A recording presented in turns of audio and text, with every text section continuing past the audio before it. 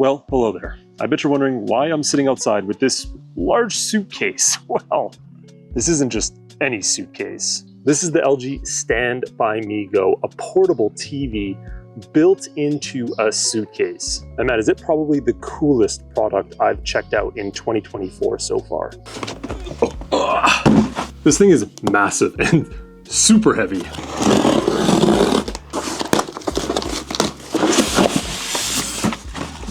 Look at the size of this thing.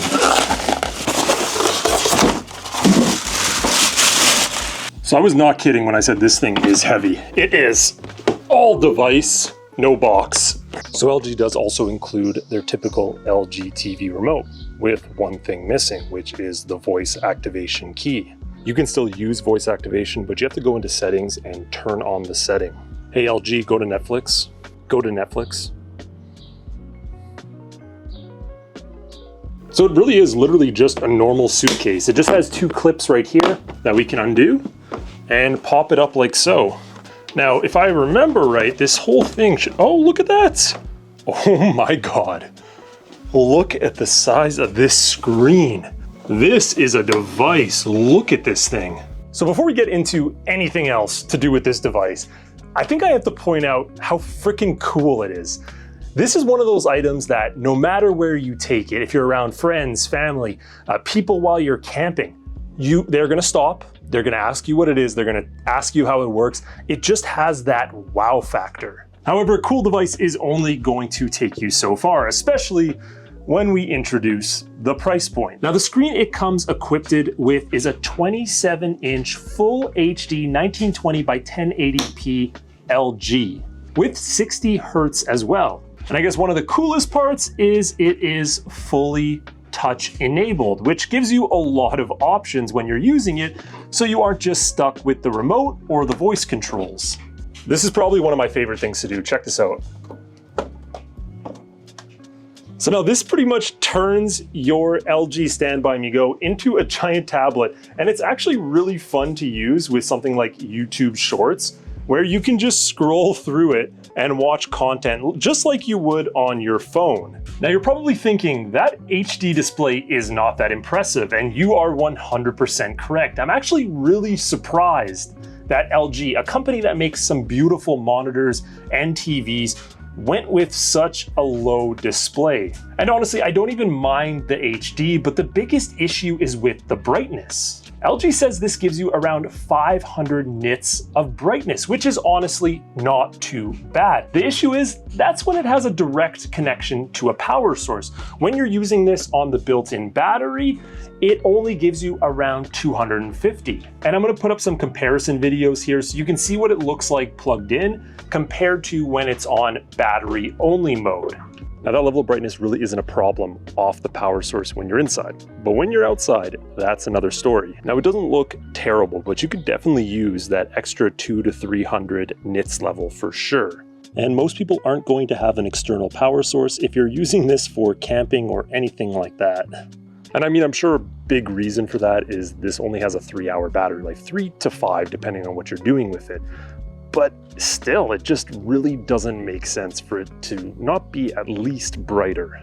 Now, one of the really cool features is being able to turn this into a portable gaming console. Basically, a giant game board that they give you a bunch of pre-installed choices for. Let's check out chess. So it actually works pretty good where you're able to play and use the touch screen, and they give you a number of choices for games.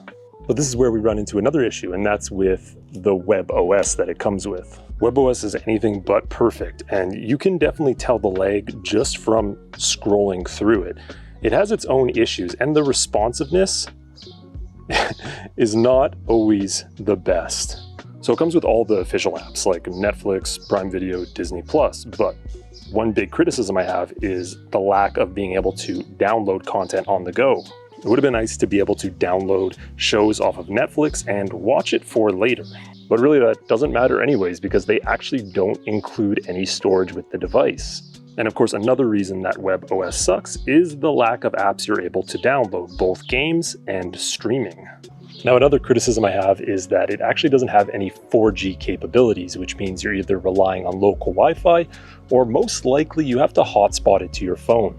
And of course, being a portable device that they want you to take camping and other places, you're not always going to have a consistent connection, which means you're reliant on offline viewing. So luckily they do have that USB port where you could at least bring your own shows and movies for offline use. But if you hate WebOS, don't worry, I have a solution. They include an external HDMI port, which means you can actually plug in a Firestick. And because of the included USB port, we're also able to power it up using the USB cord. And now you can run Fire TV OS directly on the device. Now it does have 4 built-in speakers, all equipped with Dolby Atmos, but those do have a bit of an issue as well. And that issue is more location. They are equipped right in the back of the device, which the screen is completely in the way of. So when you're standing right in front of it, is promoted to my audience, which of course I want to promote products to my audience, but I also can't lie to them and pretend like this isn't a device I already reviewed last year. And I also can't try to...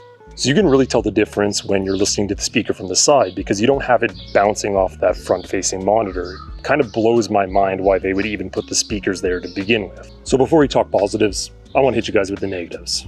For one, this thing is freaking heavy. I told you earlier in the video, this is around 30 pounds. So they say, I swear it is heavier. And it might just be because it's such an awkward design. But I think the biggest issue is the price. It goes for around $1,200 US. And it's hard to justify a 1080p display, no matter how cool it is at that price point. And we'll give LG a little bit of leniency. This is a first generation, which means they'll probably come out with a second generation that's even better. And hopefully a little bit cheaper, because there are so many portable monitors on the market that you can get that are cheaper than this, that are 4K, and you could just get like a power bank or a power station to power that up. The battery life on this really isn't too insane, so I mean, that's not a huge factor. They really do need a brighter display with this because using this outside in the sun is not great. But of course, if it's pitch dark out, it's perfectly fine. But I mean, in terms of positives, this is a super portable device that you can pop in, bring it in your SUV, take camping, take to sporting events, and you're always going to get people turning their heads at it. At the end of the day, it is a complete system that really doesn't need anything else with it. I mean, I didn't test it in this video, but I also think this suitcase could stand up to quite a few drops and falls as well, keeping the screen, the speakers, and everything else completely protected. And funny enough, I had a bunch of people guess the price of this, and all of them guessed about $400 or $500 higher than what it's worth. Because again, you see this thing and you are just in complete shock and wow at what an innovative product it is. So whether it's worth it or not, it's really hard to say. It really depends on the user, but I could see a lot of people buying this just to be a bit of a flex, to be honest.